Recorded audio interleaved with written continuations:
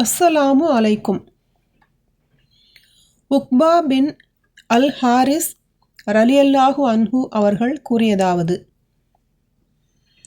நான் நபி ஸல்லல்லாஹு அலைஹி வஸல்லம் அவர்களுடன் அசர் தொழுதேன். அவர்கள் சலாம் கொடுத்ததும் வேகமாக எழுந்து தம் துணைவியரில் ஒருவரது இல்லத்திற்கு சென்றுவிட்டு திரும்பினார்கள். தமது விரைவைக் கண்டு மக்கள் வியப்படைவதைக் கண்ட நபி ஸல்லல்லாஹு அலைஹி வஸல்லம் அவர்கள், நான் தொழுது கொண்டிருக்கும் போது எங்களிடம் இருந்த தங்கக்கட்டி ஒன்று என் நினைவுக்கு வந்தது. அது எங்களிடம் ஒரு மாலை பொழுதோ அல்லது ஓர் இரவு பொழுதோ இருப்பதைக் கூட நான் விரும்பவில்லை.